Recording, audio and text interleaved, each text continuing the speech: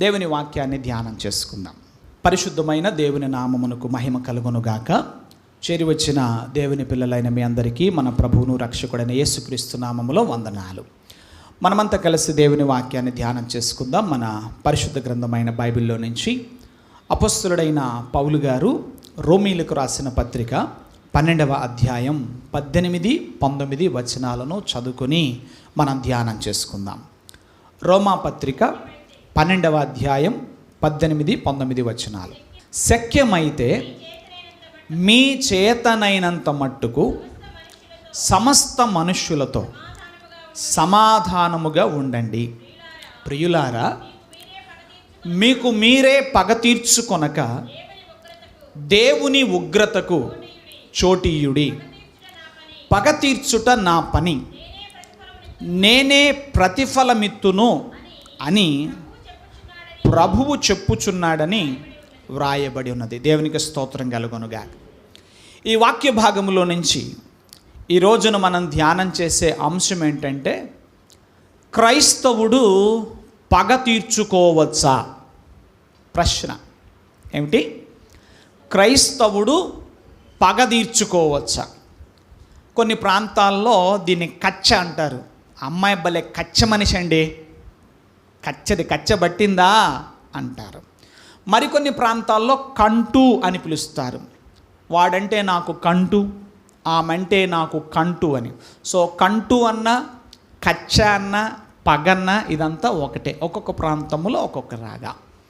So ఇప్పుడు ప్రశ్న ఏమిటంటే, క్రైస్తవుడు పగ తీర్చుకోవచ్చా అనేది ప్రశ్న.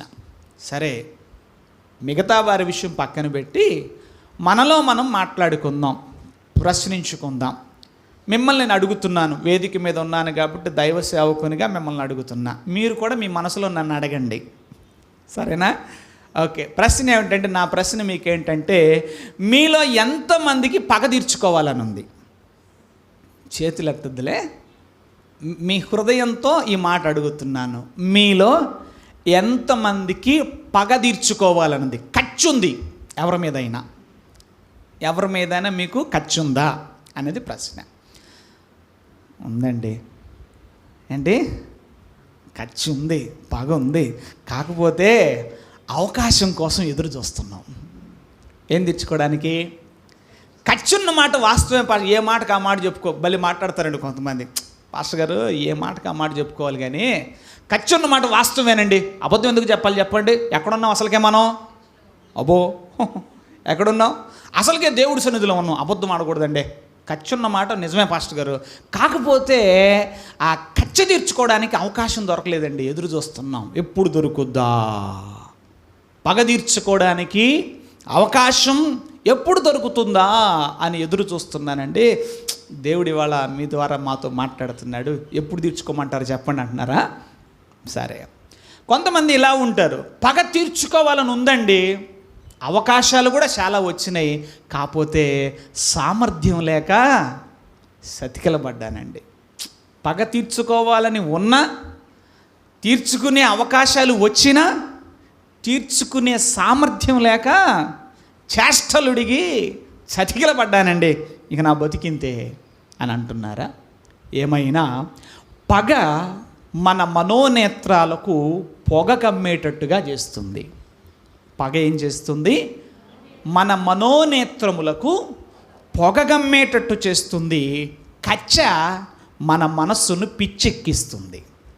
ఇవి దేవుడు నాకు అనుగ్రహించిన మాటలులేండి. పగ ఏం చేస్తుంది? మన మనోనేత్రములకు పొగగమ్మేటట్టు చేస్తుంది. కచ్చ మన మనసుకు పిచ్చెక్కిస్తుంది. మీరు చూడండి, కావాలంటే మీకు ఎవరి మీదైనా కచ్చి ఉందనుకోండి, మీకు ఎట్లా ఉంటుంది? పిచ్చగా ఉంటుంది. ఎట్లుంటుంది? అవునా? మంచిగా ఉంటుందా? నెమ్మదిగా ఉంటుందా? ఉండదు. ఎవరి మీదైనా కచ్చి ఉందనుకోండి, ఎలా ఉంటుంది? మనకంతా పిచ్చగా ఉన్నట్టుంటుంది, పిచ్చెక్కిచ్చేస్తుంది. నిజమే దేవుని బిడ్డలారా, మన జీవితంలో మన హక్కులు హరించబడినప్పుడు, మనకు చెందవలసినది చెందకుండా, మనకు ఇవ్వవలసిన దాన్ని ఇవ్వకుండా ఎవరైనా ఉన్నప్పుడు, చట్టపరంగా నాకున్న హక్కులను ఎవరైనా కాలరాసినప్పుడు, నలిపేసినప్పుడు, నన్ను అణిచేసినప్పుడు, నాలో మనలో సహజంగా పగ అనేది కలుగుతుంది. హక్కులు హరించబడినప్పుడు ఎదుటి వ్యక్తి తన బలము చేత బలిమి చేత నన్ను బలాత్కరించినప్పుడు మన మనస్సులు పగతో రగిలిపోవటం అనేది నిజము, అది వాస్తవము. మరైతే వాక్యం ఏం చెప్తుంది? ఇందాక మనం పాడాం కదా ఆరాధనలో, నీ సన్నిధిలో నా హృదయమును నీళ్ళవలేను కుమ్మరించునట్లు. నాకు అప్పుడప్పుడు ఆలోచన వస్తుంది. ఒక్కో మాటని కొంచెం లోతుగా ఆలోచన చేస్తుంటా, ఎందుకంటే నేను కొంచెం లోతైన మనిషిని. హల్లెలూయా. మీలో చాలామంది అనుకుంటున్నారంటగా నా గురించి, నాకు వినబడ్డాయి. అమ్మో పాస్టర్ గారు మామూలుడు కాదు, ఆయన లోతైన మనిషి. ఎలాంటి మనిషి? ఆ లోతైన మనిషి. పైకట్ట మాట్లాడతాడు కానీ ఆయన లోపల చాలా ఉంటుంది. మీరు అనుకున్నట్టుగానే ఉంది. ఆమేన్. లోతుగానే ఆలోచన చేస్తాను. నేను అనుకున్నాను, దేవుడా ఎందుకు భక్తుడు ఇలా అన్నాడు, నీ సన్నిధిలో నా హృదయమును నీళ్లలాగా కుమ్మరిస్తానన్నాడు, నూనెలాగా కుమ్మరిస్తానని ఎందుకు అనలేదు? సోదరీలు చెప్పాలి. ఏమ్మా, నీళ్లు కుమ్మరించడానికి నూనె కుమ్మరించడానికి తేడా ఉందంటారా లేదా? ఏంటో ఆ తేడా నాకు తెలియదులే, చెప్పండి. ఏది తొందరగా బయటకు పడుతుంది? నీళ్లు పాత్రలోంచి కుమ్మరిస్తే తొందరగా బయటకు వస్తాయా? నూనె కుమ్మరిస్తే తొందరగా వస్తుందా? నీళ్లు కుమ్మరిచ్చిన తర్వాత ఒక 2 నిమిషాలు అటు అట్టి పెడితే పాత్రని అలా మరలా వెనక్కి తిప్పి చూస్తే ఒక్క డ్రాప్ కూడా లోపల ఉండదు. నూనె అట్ట కాదు, గంటలు పడుతుంది ఎంటీ అవ్వడానికి. ఒక రోజు పెట్టినా కానీ మళ్ళీ తిప్పి చూస్తే ఇంకా కొద్దో గొప్ప ఓ షారడో ఓ గెరిటడో నూనె మళ్ళీ పాత్రలోనే ఉంటుంది. అంటే కీర్తనాకారుడు ఎందుకు నీ సన్నిధిలో నా హృదయమును నీళ్ల వలె కుమ్మరిస్తానంటున్నాడంటే, ప్రభువా కొంచెమైనను దాపురికం లేకుండా నా మనసులో ఉన్నదంతా నీకు చెప్పుకుంటానయ్యా అన్నాడు. హల్లెలూయా. ఈరోజున మనం కూడా దేవుని సన్నిధిలో, దేవుడా నా ప్రభువా, నా యేసయ్య, నా రక్షకుడా, నాకు పలానాళ్ళ మీద పగున్న మాట వాస్తవమయ్యా, నాకు కచ్చున్న మాట వాస్తవమే అని మీరు ఆయనతో చెప్తే, ఆయన అంటున్నాడు, నా కుమారుడా, నా కుమార్తె, పగ తీర్చుకోవటం నా పని. ఎవరి పని? నీకు పగ ఉందంటున్నావు కదా, నేనేం కాదంటంలా. అయితే నా మాట విను, ఆ పగ తీర్చుకోవడాన్ని నాకు విడిచిపెట్టమంటున్నాడు దేవుడు. ఏమంటున్నాడు? నాకు చాలా ఆశ్చర్యం వేసింది ఈ వాక్యం చదువుతున్నప్పుడు. సమాధానాన్ని గురించి మాట్లాడుతున్న ఈ వాక్య భాగంలో, ఏ వాక్య భాగం ఇది అసలు? ఏ వాక్య భాగం ఇదండి? కాంటెక్స్ట్ ఏంటి? ఈ వాక్య భాగం యొక్క సందర్భం ఏంటి? శక్యమైతే మీ చేతనైనంత మట్టుకు సమస్త మనుషులతో సమాధానంగా ఉండండి అన్నాడు. సమాధానమును గురించి మాట్లాడుతున్న ఈ వాక్య భాగములో, ఈ సందర్భములో దేవుడు పగను గురించి ఎందుకు మాట్లాడుతున్నాడు అంటే, మనం అంటాం, ప్రభువా ఎవరితోనైనా నేను సమాధాన పడగలనేమో కానీ అదుగదుగో ఆ మనిషి ఉందే, అది వాడున్నాడే, వాడితో సమాధాన పడటం, దానితో సమాధాన పడటం నేను బతికుండగా జరిగే పని కాదు నాయన. కొంచెం దాని విషయంలో రిలాక్సేషన్ ఇవ్వు, కొంచెం విడిచిపెట్టు, కొంచెం చూసి చూడనట్టు పో అని మనం దేవుణ్ణి అంటాం కదా. అదేనండి, దేవునికంట మన నోట్లో నుంచి బయటికి రాకుండా అన్నీ తెలుస్తాయంట. హల్లెలూయా. ఆ మధ్య ఒక భక్తుడు ఇలా అన్నాడు, మనుషుల కళ్ళు కెమెరా కళ్ళు అయితే దేవుని కళ్ళు ఎక్స్రే కళ్ళు అంట. కెమెరా కళ్ళు ఏం చేస్తాయి? లోపల ఎంత చెడిపోయినా నీ సుందర రూపమును, బాహ్య రూపమును చిత్రీకరిస్తాయి. కానీ దేవుని కళ్ళు ఎక్స్రే కళ్ళు. అవి పైకి ఎంత బాగున్నా లోపలను చెడంతా బయటికి చూపించగలిగిన నిశితమైన దృష్టి దేవుని దృష్టి. ఆయన అంటున్నాడు, ఇదిగో నీ మనసులో పగన్న మాట నిజం, వాస్తవం. అయితే ఆ పగ తీర్చుకోవడం నా పని, నువ్వు నాకు విడిచిపెట్టు. నీవు మాత్రం ఏం కలిగి ఉండు? సమాధానము కలిగి ఉండమని దేవుడు చెప్తున్నాడు. ఇక్కడ ఒక విషయాన్ని మనం ఆలోచన చేయాలి.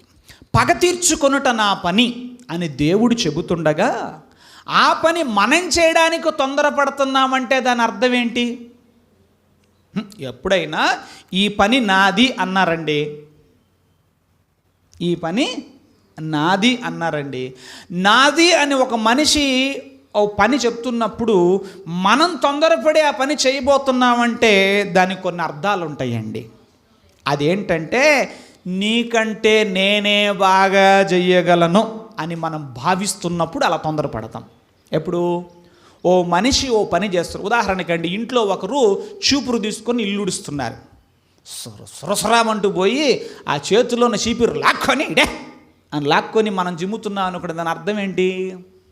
నువ్వు చిమ్ముతుంటే, ఇల్లు ఊడుస్తుంటే ఎక్కడి మురికి అక్కడే ఉంటుంది, నీకంటే నేను బాగా చేస్తాను అని నేను లాక్కున్నట్టు, అంతే కదా? దాని భావం అదే, ఇంకేమైనా ఉంటుందా? ఒకరు ఈ పని నాది అని చెప్తున్నప్పుడు చెప్పినా కూడా ఆ పని చేయడానికి మనం ముందుకు పోతున్నామంటే అర్థం ఏంటి? నీకంటే నేనే బెటర్గా చేస్తాను, చేయగలను అని భావిస్తున్నట్లే. మరి అటువంటప్పుడు పగ తీర్చడం నా పని అని దేవుడు చెప్తుండగా పగ తీర్చుకోవడానికి నేను తొందరపడుతున్నానంటే అర్థం ఏంటి? నీ వల్ల ఏమైద్దయా? ఎవరి వల్ల? నీ వల్ల ఏమవుద్ది? అసలు తీర్చి చూపిస్తా. పగ తీర్చుకోవడం అంటే ఎట్లుంటుందో నేను చూపిస్తా అని దేవుణ్ణి మనం ఏమంటున్నామంటే నీకంటే నేను బాగా చెయ్యగలను అని చెప్పకనే చెప్తున్నట్లు లెక్క. ఇంకొక విషయం ఏంటంటే, ఒక వ్యక్తి ఇది నా పని అని చెప్పిన తర్వాత ఆ పని చేయడానికి మనం తొందరపడుతున్నామంటే దాని భావం ఏంటంటే దేవుడు ఎప్పటికీ ఆ పనిని చేయడు, నువ్వు చెయ్యవు, నువ్వంతా ఆలస్యం చేస్తావంటూ దేవుని మీద అసహనం వ్యక్తం చేయడమే. లేనిపోనివన్నీ మీకు ఆపాదిస్తున్నానా, అంటగడుతున్నానా మీకు? అసలు మా ఉద్దేశాలు అవి కాదు, ఇవన్నీ మీలో మీరు అనుకుని మాకు అంటగడుతున్నారు కాదుగా, ఒప్పుకుంటారుగా? దేవునికి స్తోత్రం కలుగునుగాక. హల్లెలూయా. కనుక దేవుని బిడ్డలు ఇక్కడ వాక్యం చెప్తుంది, సఖ్యమైతే సమస్త మనుషులతో సమాధానంగా ఉండండి. అందరితో సమాధానంగా ఉండడం అన్నిసార్లు సాధ్యపడే పని కాదు, దేవునికి కూడా తెలుసా సంగతి. కొన్నిసార్లు కొంతమంది విషయాల్లో మన మనసులో పగ కక్ష ఉంటుంది. అయితే దేవుడు అంటున్నాడు, మీకు మీరే పగ తీర్చుకోవద్దు. హల్లెలూయా. పగ తీర్చడం నా పని అని చెప్పి దేవుడు మాట్లాడుతున్నాడు. దేవుని లేఖనాన్ని మనం జాగ్రత్తగా ఆలోచన చేద్దాం. ఇక్కడ వాక్యం చెప్పిన విషయం ఏంటంటే కీడు చేయడానికి త్వరపడొద్దు. హల్లెలూయా.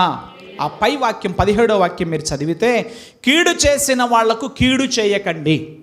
ఏమిటి? మీకెవరైనా కీడు చేస్తే మీరు వాళ్ళకి ప్రతి కీడు చేయొద్దు అని వాక్యం చెప్తుంది. కొంతమంది అంటారు, పాస్టర్ గారు ఇది కొత్త నిబంధనలో ఉంది కానీ పాత నిబంధనలో ఎక్కడుంది అంటారా? సరే, పాత నిబంధన తీసి మీకు చూపిస్తాను. లేవియకాండం 19వ అధ్యాయం 18వ వచనం. కొన్నిసార్లు మనం అతి తెలివి ప్రదర్శిస్తాం, వాక్యం మీద పట్టున్నట్టు, లేఖనాల మీద పట్టున్నట్టు, అది కొత్త నిబంధనలో ఉంది, పాత నిబంధనలోనే ఏమో మాట్లాడుతూ ఉంటాం. ఎక్కడున్న మాట ఇది? క్రొత్త నిబంధనలోనా? పాత నిబంధన. లేవియకాండం 19వ అధ్యాయం 18వ వాక్యం చదువుదాం. కీడుకు ప్రతి కీడు చేయకూడదు, నీ ప్రజల మీద కోపముంచుకొనక నిన్ను వలే నీ పొరుగు వారిని ప్రేమించుము. దేవునికి స్తోత్రం కలుగునుగాక. హల్లెలూయా. దేవుని బిడ్డలారా గమనించండి, కీడుకు ప్రతి కీడు చేయవద్దు అనేది పౌలు గారు కల్పించుకొని చెప్పిన మాట కాదు. అదే ఈ మధ్య చాలామంది అనుకుంటున్నారంటగా, చర్చి నుంచి ఇంటికి పోయిన తర్వాత ఈ పాస్టర్ గారు అన్నీ కల్పించుకొని చెబుతున్నాడు. అది ఎక్కడుంది బైబిల్లో? ఆమె చూస్తే తెలుస్తుంది. హల్లెలూయా. నేను కల్పించుకొని చెబుతున్నాను ఈ మాట. ఏ మాట? కీడుకు ప్రతి కీడు చేయబాకండి నేను కల్పించుకొని చెప్తున్నానా? నా టైం పాస్ కోసం చెప్తున్నానా? మిమ్మల్ని నేరస్తులుగా చూపించడానికి చెప్తున్నానా? లేక పౌలు గారు అలా చెప్తున్నారా? లేదే. దేవుడు సాక్షాత్తు దైవజనుడైన మోషేతో ముఖాముఖిగా మాట్లాడుతూ తన నిబంధన జనాంగం ఎట్లా బ్రతకాలో, ఎలా జీవించాలో ఆయన మాట్లాడుతూ చెప్పారు. మీలో ఎవడునూ కీడుకు ప్రతి కీడు చేయొద్దు, నీ సహోదరుని మీద నువ్వేం చేయొద్దు, కోపముంచుకొనక నిన్ను వలె నీ పొరుగు వారిని ప్రేమించుమని దేవుని వాక్యం చెప్పింది. కాబట్టి ఈ వాక్యాన్ని బట్టి మనలో ఎవరిలో కూడా కీడు చేయాలి అనేటువంటి తపన మనలో ఎవరిలో కూడా ఉండకూడదు. సామెతల గ్రంథం 24వ అధ్యాయం 17 నుంచి 19 వచనాల వరకు ఉన్నటువంటి వాక్య భాగాన్ని మనం చదువుదాం. సామెతల గ్రంథం 24వ అధ్యాయం 17 నుంచి 19 వచనాల వరకు. నీ శత్రువు పడినప్పుడు సంతోషించొద్దు, వాడు తొట్రిల్లినప్పుడు నీవు మనసున ఉల్లసించొద్దు. యెహోవా అది చూచి అసహించుకొని వాని మీద నుండి తన కోపము తిప్పుకొనునేమో. దుర్మార్గులను చూచి నీవు వ్యసనపడొద్దు, భక్తిహీనుల ఎడల నువ్వు మత్సరపడద్దు. హల్లెలూయా. వాక్యం ఏం చెప్తుందండి? నీ శత్రువు పడిపోయినప్పుడు సంతోషించొద్దు అంటున్నాడు. అంటే నీకు కీడు చేసిన వాళ్ళకి నష్టం కలిగినప్పుడు చూసావా? ఎస్. హల్లెలూయా. దేవుడు అనేవాడు ఉన్నాడు. అర్థమైంది ఇప్పుడు కన్నా? ఏమని? బల్లే బల్లే బల్లే బల్లే బల్లే. ఎందుకు బల్లే? నాకు కీడు చేసిన వాడు పడ్డాడు. అక్కడ మాట ఉంది, నీ శత్రువునకు కష్టాలు వచ్చినప్పుడు సంతోషించుమాక, అతడు పడిపోయినప్పుడు సంతోషించుమాక. ఒకవేళ నువ్వు అలా చేస్తే ఆయన చూస్తాడు, నీ దేవుడు చూస్తాడు, నీ విషయములో దేవుడు సంతోషించడు. హల్లెలూయా. అసహించుకుంటాడు. ఏం చేస్తాడు? మీలో ఎంతమందికి కోరిక ఉంది? బలమైన కోరిక. ఏంట కోరిక? దేవుడి దృష్టికి నేను సాధ్యమైనంత అసహ్యంగా జీవించాలి. దేవుడి చేత అసహ్యించబడడానికి మీలో ఎవరైనా ఇష్టపడుతున్నారా? అలాంటి కోరిక ఏమైనా ఉందా? ఎప్పుడు అంటావా అని చూస్తున్నా. ఏమని? సీపో అనే మాట నువ్వు ఎప్పుడు అంటావా అని ఎదురు చూస్తున్నా. అన్నావా ఇంకెళ్ళొస్తానంటారా? కాదుగా. దేవుడు మనల్ని అసహించుకోవాలని మనం ఎవరు కోరుకోవట్లేదుగా. అలా మనం కోరుకోకుండా ఉంటే ఈ పని మనం చేయాలి. ఏ పని? మన శత్రువు పడినప్పుడట మనము సంతోషించకూడదు. అలా సంతోషిస్తే, అలా ఆనందపడితే దేవునికి మన మీద ఏం కలుగుతుందట? అసహ్యం కలుగుతుంది. నా దేవునికి, నా ప్రభువుకు నా మీద అసహ్యం కలగకుండా ఉండాలి అంటే అందులో ఓ భాగం, నాకు ఇబ్బంది కలిగించిన వాడు, నాకు కష్టం కలిగించిన వాడు, అతనికి ఏదైనా నష్టం కలిగినప్పుడు దానిని బట్టి నేను ఆనందించే వ్యక్తిగా ఉండకూడదు. అలా గనక నేను ఆనందిస్తే నా దేవుని దృష్టికి నేనేమవుతాను? అసహ్యానికి గురవుతాను. 29వ వచనం అదే అధ్యాయంలో మనం చూద్దాం. అక్కడేం రాయబడిందో చదువుదాం. వాడు నాకు చేసినట్లు వానికి చేస్తాను. ఏంటి? ఆగండి. అతడు నాకు హాని చేశాడు, కీడు చేశాడు, కాబట్టి నేను కూడా అతనికి చేస్తాను. అతడు నాకు చేసిన వాటిని బట్టి నేను అతన్ని శిక్షిస్తాను అని నువ్వు చెప్పబాక. నాకు కీడు చేశాడు కాబట్టి నేను కూడా కీడు చేస్తా. ఆ దెబ్బ ఎలా ఉంటుందో చూపిస్తా. బిడ్డను పోగొట్టుకోవడం అంటే దాని బాధ ఎట్టుంటుందో నేను చూపిస్తా. వాడి బిడ్డను చంపేస్తా. ఇదేగా లోకంలో ఉన్నది. లోకంలో ఉన్నదంత ఇదేగా. నా కొడుకును చంపాడు, నా కూతుర్ను చంపాడు, లేకపోతే ఇంకేదో నా అన్నను చంపాడు కాబట్టి వాడి అన్నను నేను చంపుతా. ఆ చచ్చిపోతే ఆ బాధ ఎట్టుంటుందో నేను వాడికి చూపిస్తా అని నువ్వు అనుకోవద్దు అని దేవుడు మాట్లాడాడు. దేవునికి స్తోత్రం కలుగునుగా. హల్లెలూయా. దేవుని బిడ్డలారా, ఈ వాక్యములన్నిటి సారాంశం ఇదే. అదేమిటంటే, మనలో ఏ ఒక్కరికి కూడా కీడు చెయ్యాలన్న తపన ఉండకూడదు. నాకు జరిగిన దానికి బదులిస్తాను అన్నట్టుగా మనలో ఎవ్వరం కూడా బ్రతకూడదంట. ఇంక చాలండి మీరు చెప్పింది, ఇంతకాడికి ఇంక అనవసరం, మా వల్ల కాదులే, మేము వెళ్ళొస్తామని తొందరపడబాకండి. ఈ వాక్యములో ఒక ఆదరణకరమైన మాట ఉంది. ఏంట ఆదరణకరమైన మాట అంటే, పగ తీర్చుట నా పని, నేనే ప్రతిఫలమిత్తును అన్నాడు. హల్లెలూయా. హల్లెలూయా. మరొక అనువాదములో దాని భావం ఇలా ఉంది ఏంటంటే, నేను ప్రతీకారం తీర్చుకుంటాను, నేనే వాళ్ళకి ఏం చేస్తాను? ప్రతిఫలం ఇస్తానని చెప్పి దేవుడు మాట్లాడుతున్నాడు. దేవునికి స్తోత్రం కలుగును గాక. హల్లెలూయా, హల్లెలూయా. ఆగ్రహం చూపడానికి అక్కడ ఉన్నది, దేవుని ఉగ్రతకు చోటు ఇయ్యండి అనే మాట కూడా అక్కడ ఉంది. అవునా? దేవుని ఉగ్రతకి చోటు అంటే ఇక్కడ వాక్యం ఏం చెప్తుందంటే, భూమి మీద ఒక మనుష్యుడు తాను మంచి చేసినా చెడు చేసినా ఖచ్చితంగా దాని ఫలితం అనేది ఉంటుంది, ప్రతిఫలం అనేది ఉంటుంది. ఎందుకంటే వాక్యములో దేవుడు ఇలా హెచ్చరించాడు, మనుషుడా నువ్వు మోసపోవద్దు, నువ్వు ఏమి విత్తుతావో దాన్ని కోస్తావు, ఏమి విత్తుతావో దాన్ని కోస్తావు. కాకపోతే రైతులైన వారందరికీ ఒక సూత్రం తెలుసు, ఒక్కో విత్తనానికి ఒక్కో టైం ఉంటుంది. కొన్ని విత్తనాలేమో ఈ పూట పొద్దున పూట విత్తితే రేపొద్దునే కల్లా అవేమవుతాయి, మొలకెత్తుతాయి. కొన్ని వారం రోజులు కూడా ఉంటాయి అంట. మొలక చూడటానికి ఎంత టైం పట్టుద్ది?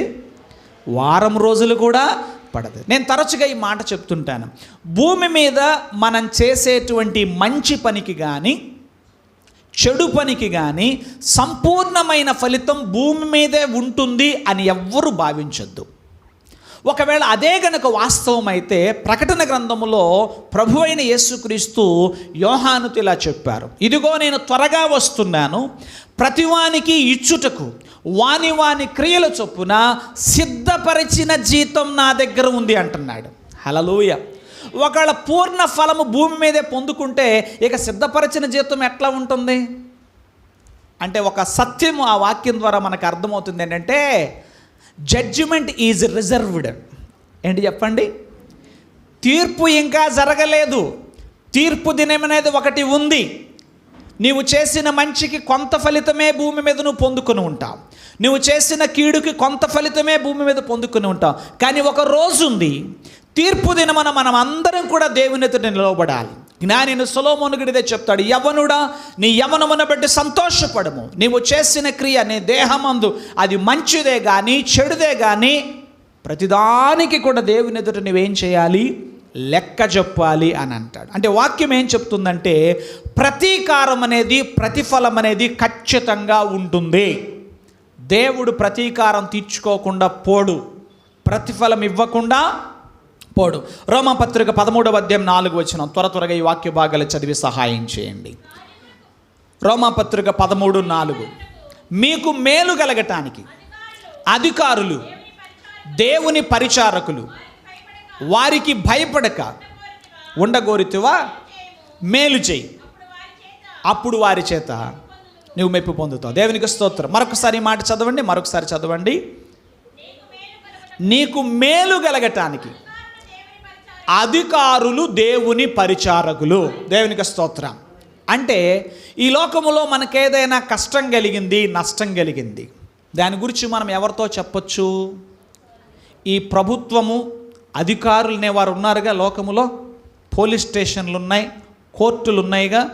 నేను ఒక దశలో ఇలా భావించాను. ఏం భావించానంటే, అసలు పోలీస్ స్టేషన్ గుమ్మ మీద ఎక్కకూడదు, కోర్టు గుమ్మమే ఎక్కకూడదు నేను భావించాను. కానీ వాక్యాన్ని మరింతగా ధ్యానం చేస్తున్నప్పుడు నాకేమర్థమైందంటే, ఈ అధికారులు దేవుని పరిచారకులే. ఎస్ఐ గారు ఎవరు? ఎస్ఐ గారు యేసుప్రభు నమ్ముకున్నా నమ్ముకోకపోయినా సార్వభౌముడైన దేవుని చేత నియమించబడిన ప్రభుత్వములో ఉన్న ఒక అధికారి. హల్లెలూయా.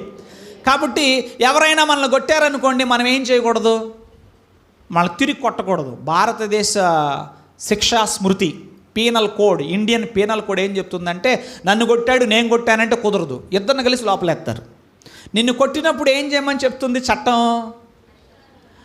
నిన్ను కొట్టిన వారిని శిక్షించటానికి దానికి సంబంధించి రిపోర్ట్ చేయాలి నువ్వు. ఎవరికి?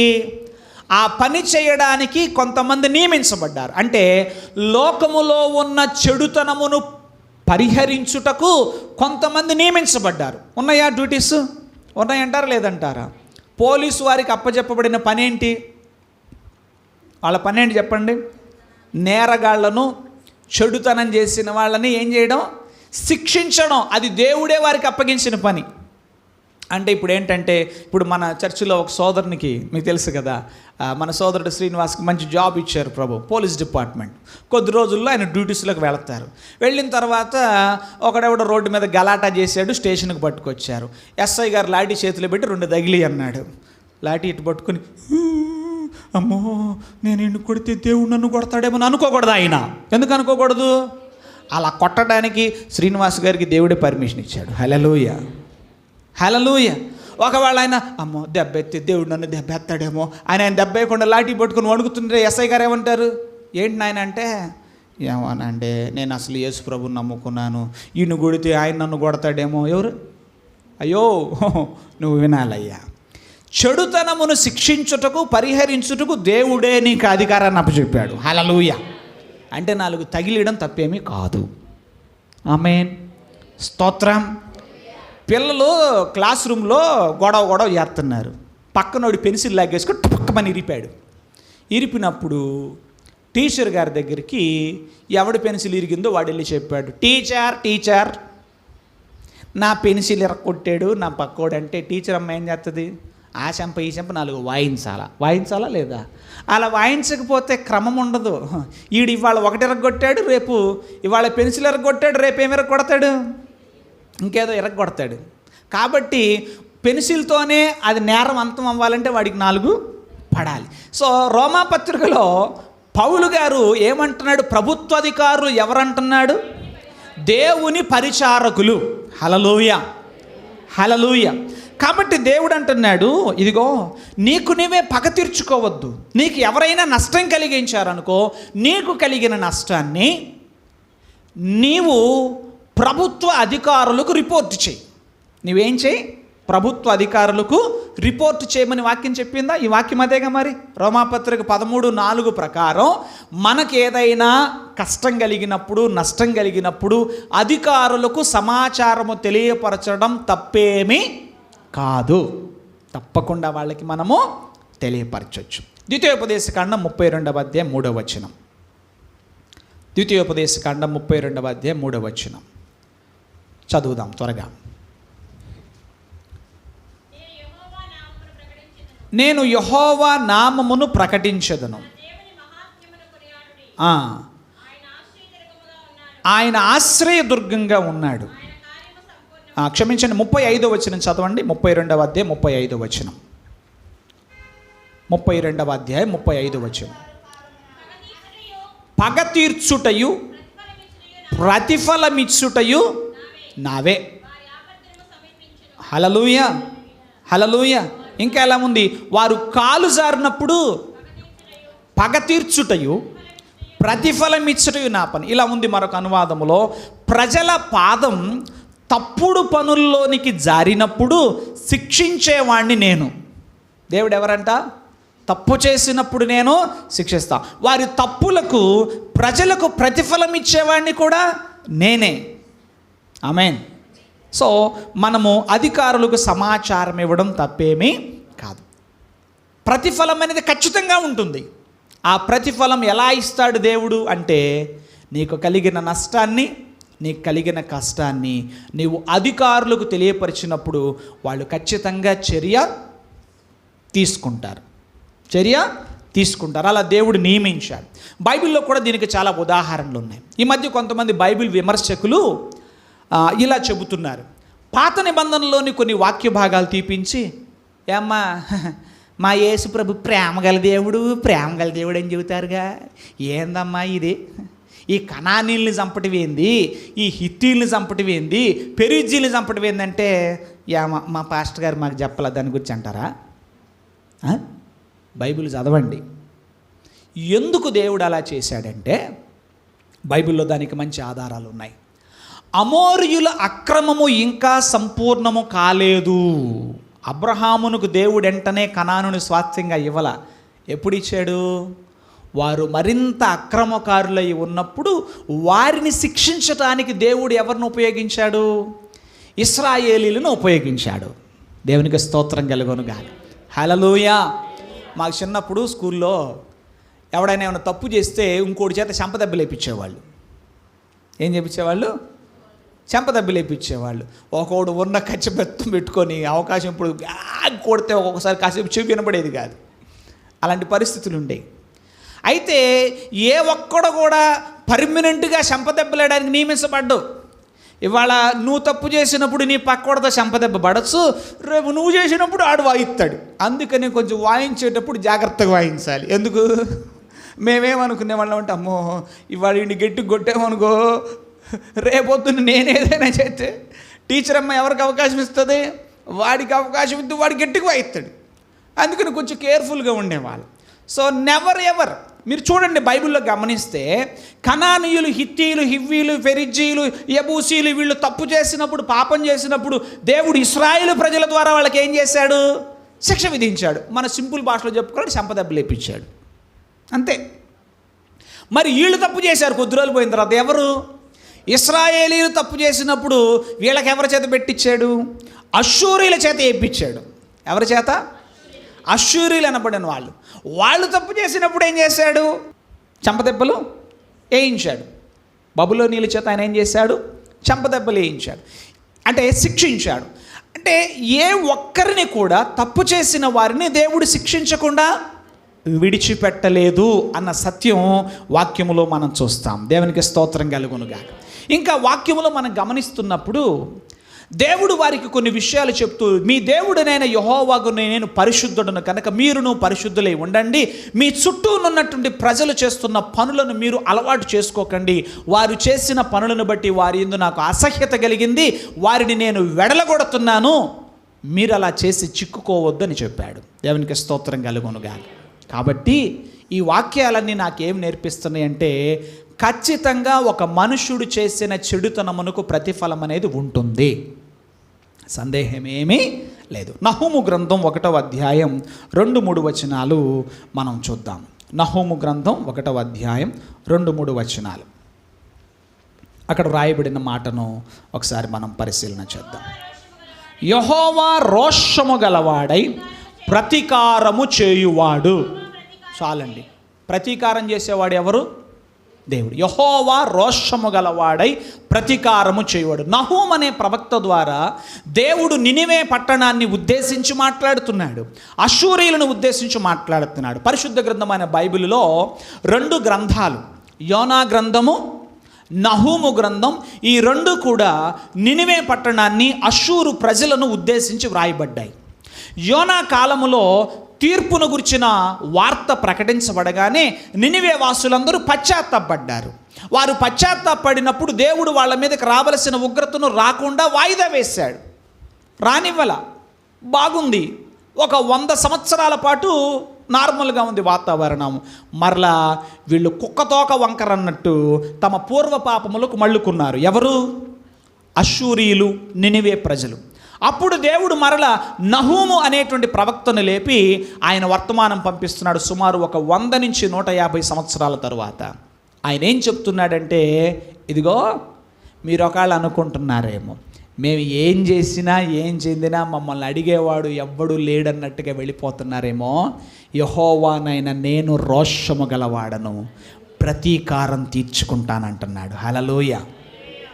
అష్షూరీయులు ఏమండి, ఒక వ్యక్తి తప్పు చేశాడండి, జైలుకు పోయాడు, బేరమని ఏడ్చాడు. అధికారి దయగలిగి విడిచిపెట్టాడు. ఈడేం చేయాలి? ఇక బతుకులో మళ్ళా అట్టాడు తప్పు చేయకుండా ఒళ్ళు దగ్గర పెట్టుకొని బతకాల, అవునా కాదా? అలా కాకుండా మళ్ళీ తప్పు చేస్తే ఈ మామూలే, మళ్ళీ పోతాం, మళ్ళీ ఏడుతాం, మళ్ళీ విడిచిపెడతారు అనుకుంటే ఏమవుద్ది? ఈసారి విడిచిపెట్టడాలే ఏమి ఉండవు. నహూము గ్రంథం చదివితే అక్కడ ఒక మాట ఉంది, బాధ 2వ మారు రాకుండా ఆయన బొత్తిగా నివారణ చేయును అనంది. దేవునికి స్తోత్రం చెప్దాం. అంటే దేవుని గురించి దురభిప్రాయం మానుకోండి. కొంతమందికి దేవుడి గురించిన దురభిప్రాయం ఏంటంటే, యేసు ప్రభు ఎంత కనికరం గలవాడో, హల్లెలూయా, ఎంత తప్పు చేసినా స్తోత్రంనైనా నన్ను క్షమించు, సర్దుకుపో అంటే జాలి గుండె వదిలేస్తాడు. మొన్న చేశానుగా, ఏం చేశా? మొన్న పొడి చేశానా? పొడి చేసిన తర్వాత క్షమించయ్యా కట్టాడు, పని చేయనగలు వదిలేశాడు, జైలుకు పోయా. మా ఆవిడ ఏడ్చేసి ప్రార్థన చేసింది, బెయిల్ వచ్చింది, బయటికి వచ్చా, ఇంకా చంపుతా అని బయటికి పోతే ఈసారికి నువ్వు బయటికి రావు. అదే నహూము గ్రంథముల అర్థం. బాధ రెండవ మారు రాకుండా బొత్తిగా దాని నివారణ చేస్తాడట. యెహోవాను గుర్చిన మీ దురాలోచన ఏమంటున్నాడు దేవుడు నహూము ప్రవక్త ద్వారా? యెహోవాను గుర్చిన మీ దురాలోచన ఏమి అంటే, నినివే ప్రజలారా మీరేమనుకుంటున్నారు అంటే, మీరు ఎంత దుర్మార్గంగా ప్రవర్తించినా ఏం చేసినా ఏదో పశ్చాత్తాపడితే విడిచిపెడతానని అనుకుంటున్నారా? ఒక సమయం ఉంది, నేను ప్రతీకారం తీర్చుకునే సమయం. దేవునికి స్తోత్రం కలుగునుగాక. హల్లెలూయా, హల్లెలూయా. కనుక జాగ్రత్త పడాలి. ఈ వాక్యములో ఉన్న 2 విషయాలు మీకు చెప్పాను. మనకు ఎవరైనా నష్టం కలుగజేసినప్పుడు వారికి ప్రతికీడు చేయాలన్న ఆలోచన మనలో ఉండకూడదు. ఈ వాక్యములో నుంచి మనం నేర్చుకుంటున్న సత్యం. సరేనండి, మరి అవకాశం లేదు, వాడిని అట్టు విడిచిపెట్టమని దేవుడు చెప్పడంలే. అతనిని లేదా ఆమెను గురించిన సమాచారం ఎవరికి తెలియచేయమంటున్నాడు? అధికారులకు తెలియచేయి. వాళ్ళు దానికి ఏం చేస్తారు? ప్రతిఫలము ఇస్తారు. ఏంటి? వాళ్ళు దానికి ప్రతిఫలము ప్రతీకారము తీర్చుకుంటారు. పాస్టర్ గారు మీకు తెలియదండి, మీరు లోకం తెలియని మనిషి, ఇవన్నీ మీరన్న మాటలే. హల్లెలూయా. అక్కడో ఎక్కడో ఎప్పుడో ఒకప్పుడు మీరు అన్న మాటలే చెబుతున్నా, మీకు లోకం తెలియదండి అయ్యగారు. మీకు అసలు పోలీస్ స్టేషన్ గురించి మీకేం తెలియదు చెప్పండి? అక్కడ మనం వెళతామా, ఇట్ట పోయి మనం ఒక రిపోర్ట్ ఇస్తామా, ఇంకోవైపు వాళ్ళు వస్తారా? ఎవడికి డబ్బులు ఉంటే వాడికి న్యాయం పాస్టర్ గారు తెలియదు. అందుకనే అసలు నేను పోలీస్ స్టేషన్కి వెళ్ళనండి, నేనే తేల్చుకుంటా. ఎవరు తేల్చుకుంటారు? ఆ కోర్టులకి పోలీస్ నేనే తేల్చుకుంటానని చాలామంది తొందరపడుతున్నారు. కానీ వాక్యానికి లోబడండి ప్లీజ్. మీకు మీరే పగ తీర్చుకొనవద్దు. అక్కడ ఒక మాట ఉంది, ప్రియులారా అని. ఏం రాశాడండి పౌలు గారు? ఈ మాట ఎప్పుడు వాడతాం? పిల్లలను బతిమలాడుతున్నప్పుడు దైవజనుడైన పౌలు గారవించు తల్లి వలె తండ్రి వలె ఆ రోమా పత్రికను రాస్తూ ఎవరైతే ఆ పత్రికను చదువుతున్నారో వారిని ఉద్దేశించి అంటున్నాడు, ప్రియులారా. మా అమ్మ కదూ, మా బుజ్జి కొండ కదూ, మా నాన్న కదూ, ప్రియులారా అనే ఒక ఎంత చక్కటి సంబోధన, బ్రతిమలాడుతూ మీకు మీరే పగ తీర్చుకోవద్దు అని చెప్తున్నాడండి. చాలామంది ఏం చేస్తారంటే వాక్యాన్ని వక్రీకరిస్తారు. ఎందుకంటే చాలామందికి తెలిసిన మాట బైబిల్లో ఏంటంటే, బైబిల్లో ఉందండి, ఏముంది? పంటికి పన్ను, కంటికి కన్ను. ఏంటి? పంటికి పన్ను, కంటికి కన్ను. వాక్యంలో ఉందండి, తీస్తారా అండి? ఒకసారి తీయండి. నిర్గమకాండం 21వ అధ్యాయం 24వ వచనం. నిర్గమకాండం 21:24. అందరూ తీయాలి. నిర్గమకాండం 21:24. పంటికి పన్ను, కంటికి కన్ను, చేతికి చెయ్యి, కాలికి కాలు, వాతకు వాత, గాయమునకు గాయము, దెబ్బకు దెబ్బయు నియమింపవలెను అన్నాడు. ఎవరిని ఉద్దేశించి మాట్లాడుతున్నారు ఈ మాటలు? చూడండి, ఎవరిని ఉద్దేశించి మాట్లాడుతున్నాడండి దేవుడు? నియమింపవలెను అని చెప్పాడు. ఎవరితో చెప్తున్నాడు ఆయన? ఇవి న్యాయాధిపతులతో చెప్తున్న మాటలు. హల్లెలూయా, హల్లెలూయా. ఎవరితో చెప్తున్నాడు ఈ మాటలన్నీ కూడా? న్యాయాధిపతులతో ఆయన చెప్తున్న మాటలు. అంతేగాని మీకు మీరే తీర్చుకోమని కాదు. పైన మాట చదవండి, 22వ వచనం చివరి భాగం చదివితే అర్థమవుతుంది. న్యాయాధిపతులు తీర్మానించినట్లు దాన్ని చెల్లించాలి. అంటే ఇవి ఎవరిని ఉద్దేశించి చెప్తున్న మాటలు? న్యాయాధిపతులను, అందరూ ప్రజలందరినీ ఉద్దేశించి కాదు. ఇశ్రాయేలు ప్రజలందరినీ ఉద్దేశించి, ఇశ్రాయేలీయులారా మీలో ఎవడైనా మీ పన్ను ఇరగొడితే మీరు ఆడి పన్ను ఇరగొట్టండి అని చెప్పట్లా. మీ పన్ను విరగొట్టినప్పుడు న్యాయాధిపతి దగ్గరకు రండి. అయా పలానోడు నా పన్ను ఇరగొట్టాడు. అప్పుడు ఆ న్యాయాధిపతి ఏం చేయాలంట? న్యాయాధిపతి ఏం చేయాలంటే వాడికి జరిగిన నష్టమునకు సరిగా తీర్పు తీర్చాలి. పక్షపాతము చొప్పు. అంటే దేవుడు ఏం చెప్పాడంటే ఎక్కువ చేయకూడదు, తక్కువ చేయకూడదు, ఖచ్చితమైన న్యాయం అన్నాడు. The justice must fit the crime అనే మాట అక్కడ వాడబడింది. హల్లెలూయా. ఏంటి? ది జస్టిస్ అంటే న్యాయం ఎట్లుండాలి? జరిగిన నేరమునకు తగినట్లుగా ఉండాలి. న్యాయం ఎట్లుండాలి? జరిగిన నేరమునకు తగినట్లుగా ఉండాలి. ఎక్కువ ఉండకూడదు, తక్కువ ఉండకూడదు అన్నాడు. God never punishes to the full extent of his strength. దేవుడు ఎప్పుడు తన బలిమి కొలది మన మీద కక్ష తీర్చుకోడు. ఆయన న్యాయముగానే తీర్పు తీరుస్తాడు. హల్లెలూయా, హల్లెలూయా. కాబట్టి దేవుని బిడ్డలారా, ఈ వాక్యాన్ని మీకు మీరు తీసుకోవద్దు. దేవుని వాక్యమే చెప్పింది కంటికి కన్ను పంటికి పన్నని, కాబట్టి మేము అలా చేస్తాము అని ఎప్పుడు అనకూడదు. అది ఎవరిని ఉద్దేశించింది అంటే, విషయం ఏంటంటే, మీకు జరిగిన నష్టాన్ని మీరు న్యాయాధిపతుల దగ్గరకు, అధికారుల దగ్గరకు తీసుకెళ్ళినప్పుడు వారు నిర్ణయిస్తారు ఏం జరగాలి, తీర్పు ఏమి తీర్చాలి అనేది. అంతేకాని అది మనకు మనమే తీర్చుకోకూడదు. సరే, ఇప్పుడు అసలు విషయానికి వద్దాం. చెప్పామండి ఎవరికి? మీరు చెప్పినట్టుగానే పాస్టర్ గారు ఆ పోలీస్ స్టేషన్లకు వెళ్ళటాలు అయినాయి, కోర్టులకు వెళ్తారు అయినాయి, అయినా మాకేం జరగలేదు, న్యాయం జరగల. మరి ఇప్పుడు ఏం చేద్దాం? ఏం చేద్దామంటే దానికి ఆన్సర్ వాక్యం చెప్పింది. చదవండి. దేవుని ఉగ్రతకు చోటియండి. హల్లెలూయా. గమనిస్తున్నారుగా లైన్ ఎలా ఉందో? మొదటిది ఏమిటి? కీడుకు ప్రతి కీడు చేసేదనని మీరు అనుకోవద్దు. మీరు చేసుకోబాకండి. మీకు మీరే పగ తీర్చుకోకుండా మీకు జరిగిన నష్టాన్ని ఎవరికి చెప్పండి? అధికారులకు తెలియచేయండి. వాళ్ళకి చెప్పినా కూడా న్యాయం జరగలేదు. ఎవరికి చెప్పినా? అధికారులకు చెప్పినా న్యాయం జరగల. ఇక సుప్రీంకోర్టు, ఎవరో డివైన్ కోర్ట్, దేవుని కోర్ట్, ఆయన చెప్తున్నాడు నాకు ప్లేస్ ఇవ్వండి. అంతేనా? క్రింది కోర్టులో న్యాయం జరగకపోతే పై కోర్టుకి, ఆ కోర్టులో అయిపోతే ఆ పై కోర్టుకి వెళ్ళే జ్ఞానం మనందరికీ తెలుసు. అవునా? ఎస్ఐ గారికి చెప్తాం న్యాయం జరగకపోతే సిఐ గారు చెప్తాం, న్యాయం జరగకపోతే డిఎస్పీ గారు, అవ్వకపోతే ఎస్పీ, అవ్వకపోతే డిఐజీ, ఇలా మనకు తెలుసు. ఇవన్నీ తెలుసు. ఇంతమందికి చెప్పినా న్యాయం జరగల. అప్పుడు మనం ఏం చేయాలంటే దేవుని ఉగ్రతకు చోటు ఇవ్వాలి. హల్లెలూయా. ఆయన సర్వోత్తమమైన న్యాయాధిపతి. ఎందుకు ఈ మాట చెప్తున్నానంటే, ఆయనకు సాక్ష్యాలు అవసరం లేదు. ఈ లోకములో ఏ కోర్టుకైనా పోండి, మీరు సుప్రీంకోర్టు దాకా పోయినా ఏం కావాలి? సాక్ష్యాధారాలు సరిగా లేనందున కేసు కొట్టివేయడమైనది. అయ్యో వాడు నన్ను కొట్టాడు, సాక్ష్యం ఏంటి? ఫోటో తీయలేదు, నన్నేం చేసేది? నువ్వేం కొట్టాడంటున్నా, వాడేం కొట్టలేదు, ఆ సాక్ష్యం ఏమన్నా లేదు, కేసు కొట్టేస్తున్నాం. మనసు ఏమైపోద్ది చెప్పండి? పగ. ఏ కోర్టునైనా నేరస్తులు తప్పించుకోవచ్చేమో కానీ ఆ డివైన్ కోర్టును ఎవ్వడు తప్పించుకోలేడు. చప్పట్లో కూడా దేవునికి స్తోత్రం చెప్పండి. హల్లెలూయా. దేవుడు చెప్తున్నాడు, ఆయన మాట్లాడుతున్నాడు, నా ఉగ్రతకు చోటు ఇవ్వండి, కేసు నాకు అప్పు చెప్పండి అంటున్నాడు దేవుడు. ఏమంటున్నాడు? అధికారులకు చెప్పినా న్యాయం జరగలేదా? జరగకపోతే ఇంకోటి మాట అండి, నేరుగా పై కోర్టుకి వెళ్ళకూడదు. నేరుగా పై కోర్టుకి వెళ్తే ఏమంటారు? వాళ్ళు ఏమంటారు? కింద కోర్టుకు చెప్పారా అంటారు ముందు. సో అక్కడి నుంచి రావాలి. ముందు మీకు జరిగిన నష్టాన్ని ఎవరికి చెప్పాలి? సపోజ్ అన్నదమ్ముల మధ్య గొడవ అయింది, ఎవరికి చెప్పాలి?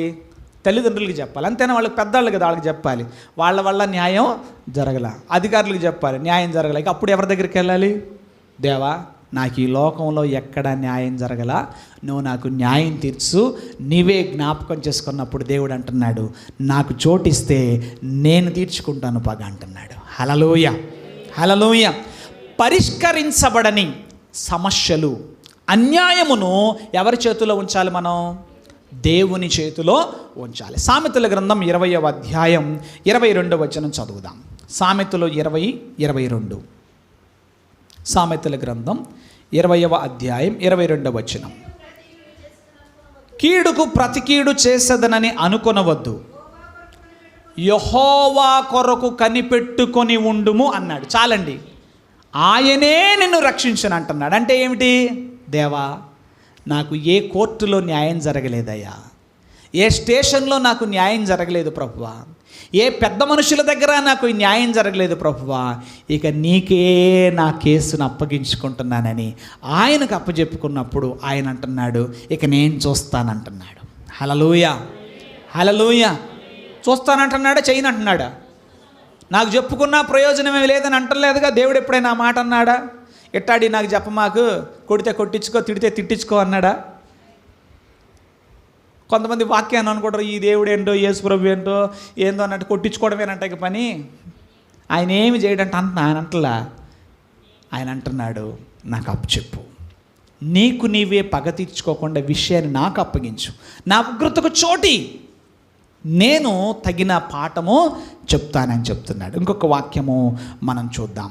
మార్కు సువార్త 14వ అధ్యాయం 65వ వచనం. మార్కు సువార్త 14వ అధ్యాయం 65వ వచనం. త్వరగా చదవాలి.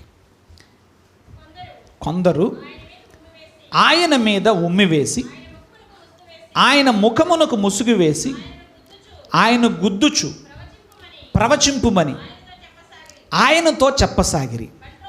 బంట్రోతులను ఏమండి ఎవరిళ్ళు? బంట్రోతులు అంటే సైనికులేగా. ఓ మోస్తరు అధికారం కలిగిన వాళ్ళకి బంట్రోతుల పని ఏంటి?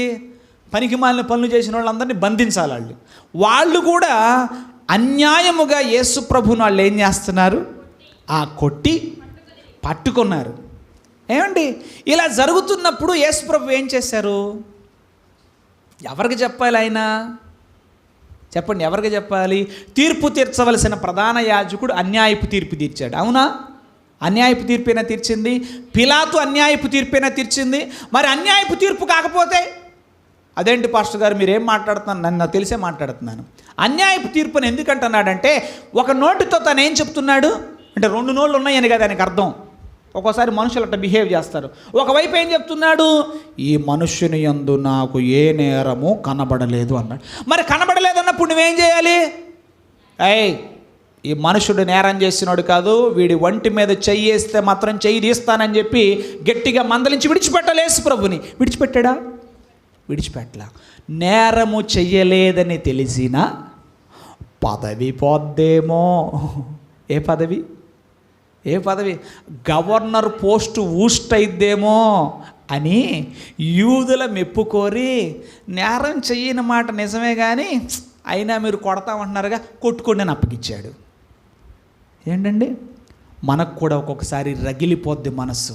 అయ్యో ఆ పెద్ద మనిషికి తెలుసండి నేనే తప్పు చేయలేదని, అయినా డబ్బుకు కక్కుర్తుపడి నాకు అన్యాయపు తీర్పు తీర్చాడండి. ఆ కోర్టులో జడ్జి గారికి తెలుసండి నేను ఆ నేరం చేయలేదని, కానీ డబ్బుకు కక్కుర్తుపడి నాకు అన్యాయం చేశాడండి. ఈ రోజున లోకములో వినబడుతున్న ఆక్రందనలేవే. అయితే దేవుని బిడ్డలారా, ఇలాంటి వారి ఆక్రందనలను సృష్టికర్త అయిన దేవుడు ఆలకించకుండా పోవటం లేదు. హల్లెలూయా. ఓ ఆడబిడ్డ ఇలా అంటుంది, మా ఆయన నన్ను చిత్రహింసలు గురి చేస్తున్నాడు. అత్తయ్య మీ కొడుకు నన్ను కొట్టించుగా. ఆడదాను 4 అంతే పడి ఉండాలి కానీ పదాకులు కొట్టాడంట. ఈ అమ్మాయి ఏడుస్తుంది. చెప్పుకోవడానికి నాన్న లేడు, చెప్పుకోవడానికి అమ్మ లేదు. సరే కాదా అని ఆ ఊర్లో కాస్త పెద్ద మనిషి ఉంటే ఆయన దగ్గరికి వెళ్ళి, ఏవండి మా అత్తయ్యకి చెప్పాను, మా మామయ్యకి చెప్పాను, వాళ్ళకు కొట్టించుకోమంటున్నారండి అంటే ఆయన అన్నాడు, చూద్దాంలే అమ్మాయి, రేపు చూద్దాంలే, వాళ్ళని పిలుచుకురా అన్నాడు. పిలిపించారు, విచారించాడు. తెలిసింది ఈ అమ్మాయి అన్యాయం అనుభవిస్తుందని. కానీ ఇంతలో ఆ తల్లిదండ్రులు ఏం చేశారంటే ఈయనకు కొంత లంచం ఇచ్చారు. అమ్మాయి అది దానికి దిక్కేవాడు లేడు, నువ్వు దాన్ని వదిలేసానంటే రెండోసారి వెళ్ళింది. అమ్మాయి ఇటు కాదులే కానీ ఆడదా ఏం చేయాలి? ఆడదంటే పడి ఉండాలి, అట్టనే పడి ఉండన్నాడు. ఎక్కడికి పోయినా న్యాయం జరగటం లేదు. దేవుని బిడ్డ, సృష్టికర్త అయిన వాడు చూడకుండా ఉండిపోతాడా? అందుకే అన్నాను, బలిమి చేత బలాత్కరించబడినప్పుడు, హక్కులు కాలరాయబడినప్పుడు సృష్టికర్త చూస్తూ ఊరుకోడు. హల్లెలూయా. దేవుని బిడ్డలారా, ఇక్కడ మనం చూస్తుంటే ప్రధాన యాజకుడు అన్యాయపు తీర్పు తీర్చాడు. గవర్నర్ అయిన పిలాతు అన్యాయపు తీర్పు తీర్చాడు. ఇంకా పై కోర్టుకి వెళ్ళడానికి ఏదీ లేదు. ఆ కాలంలో పిలాతే సుప్రీం అథారిటీ. అంతేనా? మన రాష్ట్రంలో సుప్రీం అథారిటీ ఎవరు? గవర్నర్ గారు, రాష్ట్ర గవర్నర్ గారు. ఆయన కూడా అన్యాయపు తీర్పు తీరిస్తే ఇంకేం చేయాలి? చేసేదేం లేదు. అక్కడున్న వాళ్ళందరూ కేకలేస్తున్నారు. తమ బలిమి కొలది యేసు ప్రభువును వాళ్ళు చిత్రహింసలకు గురి చేసి ఆయనను సిలువ వేశారండి. సిలువ మీద నుంచి రక్తం గారుతుంది. దూషిస్తున్నారు. అప్పటికీ వాళ్ళకి అచ్చదేర్లా. ఇంకా ఆయన్ని అవమానపరుస్తున్నారు. ఆయన నమ్మకమైన సృష్టికర్తకు తనను అప్పగించుకున్నాడు. హల్లెలూయా. చరిత్రను చదివిన వాళ్ళకి అర్థమవుతుంది. ఆ రోజున వాళ్ళు ఎంత బరి తెగించారంటే, ఏంటయ్యా పరిశుద్ధుడు వా నువ్వు, నీ రక్తం. పిలాతు భయపడ్డాడు ఒక దశలో. వాళ్ళ ఆవిడ వచ్చి చెప్పింది, ఏమయ్యో నువ్వు ఎవడికి తీర్పు తీరుస్తున్నావో ఆయన సామాన్యుడు కాదు, ఆయన పరిశుద్ధుడు. ఆయనను బట్టి కలలో నేను బహుగా బాధపడ్డానంటే పిలాతుకు ఒళ్ళు జడిసి చెమట్లు పోసి చేతులు కడుక్కొని, ఏ నీతిమంతుని రక్తం నా మీద కానీ నా పిల్లల మీద కానీ ఉండకూడదని సేవకులతో నీళ్లు తెప్పించి కడుక్కున్నాడు. ఆయన కడుక్కుంటుంటే అక్కడున్న వాళ్ళు అంటారు, పిరికి సన్నాసి. ఎవరో అంటే పాస్టర్ గారు మాటలు ఉన్నాయి అంటలా, నేను ఊహిస్తున్నా, మన మాటలు మాట్లాడేగా, పిరికోడా. ఆయన రక్తంకి భయపడతావేంట్రా? ఆయన రక్తం మా మీద మా పిల్లల మీద ఉండునుగాక అని రంకెలు వేసి యేసుని సిలువ వేశారు. ఖచ్చితంగా 35 సంవత్సరాలకి, యేసుని సిలువ వేసిన 35-40 సంవత్సరాలకి రోమా చక్రవర్తి అయిన టైటస్ చేత యెరూషలేము ధ్వంసం చేయబడింది. యూదుల రక్తం వీధుల్లో పారింది. పగ తీర్చుకోకపోడు దేవుడు. వాళ్ళు ఏమన్నారు? ఈయన రక్తం మా మీద మా పిల్లల మీద ఉండునుగాక అన్నారు. వారి నోటి మాటను బట్టి వారి రక్తం వీధుల్లో ప్రవహించేలాగా దేవుడు చేశాడు. సహోదరుడా, యేసు ప్రభువే మనకు మాదిరి. క్రైస్తవుడంటే ఎవరు చెప్పండి? క్రైస్తవుడంటే ఎవరండి? క్రీస్తు అడుగు జాడలలో నడిచేవాడే క్రైస్తవుడు. ఆయన ఏం చేశాడో పేతురు చాలా అద్భుతంగా చెప్పాడు. ఆ మాట చదివి నేను ముగిస్తాను. పేతురు రాసిన మొదటి పత్రిక 2వ అధ్యాయం 23వ వచనం చదువుదాం. 23వ వచనం చదువుదాం. ఆయన దూషింపబడి బదులు దూషింపలేదు, ఆయన శ్రమ పెట్టబడి ఎదురింపక అక్కడ మాట చదవండి, న్యాయముగా తీర్పు తీర్చు దేవునికి తన్ను తాను అప్పగించుకొనెను. హల్లెలూయా. కాబట్టి దేవుని బిడ్డలారా, మీలో ఏ ఒక్కరి హృదయములోనైనా మీకు జరిగిన నష్టం, మీకు కలుగుతున్న మీరు అనుభవిస్తున్న కష్టాలకు ఎక్కడికి పోయినా న్యాయం జరగట్లేదా? ఈ రోజున ఉత్తమమైన పరిష్కారం చెప్పున మీరు దేవునికి అప్పగించండి. యేసు ప్రభు అదే చేశారు. తండ్రి అయిన దేవునికి ఆయన అప్పగించుకున్నప్పుడు ప్రతీకారం తీర్చబడిందా? ఎంతగా అండి? ఆ మాటల్లో చెప్పలేమండి. యూదుల రక్తం వీధుల్లో పారింది. పిలాతు సహా ఏం చేశాడు? చేతులు దులుపుకున్నాడు. అధికారులు కూడా నీకు న్యాయం చేయకుండా విడిచిపెడుతుంటే నువ్వు దేవునికి అప్పగించు. ఇది క్రమం. ఏంటి క్రమం? నీ మనసులో మాత్రం కీడు తీర్చుకోవాలి, లేదా కీడు చేయాలి, పగ తీర్చుకోవాలి అనేటువంటి ఆలోచన ఉండకూడదు. జరిగిన కీడును బట్టి అధికారులకు చెప్పు, తెలియపరచు. అయినా కూడా ప్రతిఫలం లేదా, ఇక దేవునికి అప్పగించి ఆయన దగ్గరే మౌనంగా కనిపెట్టుకో. ఓ రోజు వస్తుంది, దేవుడు పగ తీర్చుకునేటువంటి కాలం. ప్రతీకారము ఖచ్చితంగా తీర్చుకుంటాడు. ఆయన ప్రతిఫలం ఖచ్చితంగా ఇస్తాడు. నీ మట్టుకు నీవు మాత్రం అందరితో సమాధానంగా ఉండు. హల్లెలూయా. చట్టాన్ని చేతుల్లోనికి తీసుకోవద్దు. కీడు చేసే పని నీవు చేయొద్దు. అది నా పని. పగ తీర్చడం నా పని. దేవుడు ఇప్పుడు చెప్పండి, క్రైస్తవుడు పగ తీర్చుకోవచ్చా? తీర్చుకోకూడదు. అది దేవుని పని, ఆయనకు అప్పగించాలి. తలలు వంచండి, కన్నులు మెండి ప్రార్థన చేసుకుందాం. ప్రార్థన. పరిశుద్ధుడైన మా తండ్రి, ప్రేమ కలిగిన మా యేసయ్య, నీకు వందనాలు. నీ పిల్లలమైన మేము ఈ ఉదయకాలమున మీ సన్నిధిలోనికి రాగా మా జీవితాలకు ప్రయోజనకరమైన మీ ఉపదేశాన్ని మాకు అందించినందుకు స్తోత్రం. ఈ రోజున నీ పిల్లలలో చాలామంది వారి బ్రతుకులలో వారు పొందుతున్న కష్ట నష్టములకు ప్రభా కృంగిపోతూ ఎక్కడ న్యాయం జరగక రోధిస్తున్న వారు లేకపోలేదు. మీరు అందరినీ ఉద్దేశించేలా మాట్లాడుతున్నారు. కీడుకు ప్రతి కీడు చేయవద్దు, సఖ్యమైతే సమస్త మనుషులతో మీరు సమాధానంగా ఉండండి, పగ తీర్చుట నా పని, నేనే ప్రతిఫలం ఇస్తానని చెప్తున్నారు. మీరు ఎలాగున కలువరి సిలువలో ప్రభువా అన్యాయపు తీర్పు నొందినను తండ్రి అయిన దేవునికి అప్పగించుకున్నారో అలాగ మా జీవితంలో కూడా పగ తీర్చుకునే పనులు చేయక నమ్మకమైన న్యాయాధిపతివైన న్యాయముగా తీర్పు తీర్చు న్యాయాధిపతివైన మీకు అప్పగించుకునే ధన్య జీవితం దయచేయండి. నీవు నిశ్చయముగా న్యాయము తీరుస్తావు. నిశ్చయముగా నీ ప్రజలమైన మా పక్షంగా నీవు మేలు చేస్తావు. ప్రభువా, బలహీనులు బలాత్కరించబడుతున్న సమాజంలో మేము జీవిస్తున్నాం. కానీ బలహీనుల పక్షంగా అండగా నిలబడి నేనున్నాను అని బలపరిచే నీ వాక్కు మమ్మల్ని ఎంతో ధైర్యపరిచింది. నీ పిల్లలైన మేమందరం మా జీవితాల్లో ఉన్న కష్ట నష్టాలు మీకు చెప్పుకుంటుండగా నీవు నిశ్చయముగా ప్రతిఫలమిచ్చే దేవుడవని విశ్వసిస్తున్నాం ప్రభువా, విశ్వసిస్తున్నాం తండ్రి. మా మట్టుకు మేము మా హృదయాలను చేదుతోనూ మత్సరముతోనూ ప్రతీకారముతోనూ నింపుకొనక ప్రేమ కలిగి జీవిస్తూ, నిరీక్షణ కలిగి జీవిస్తూ, విశ్వాసము కలిగి జీవిస్తూ నిత్య జీవాన్ని పొందుకునే ధన్య జీవితం దయచేయమని యేసు పేరట వేడుచున్నాం తండ్రి. ఆమేన్, ఆమేన్.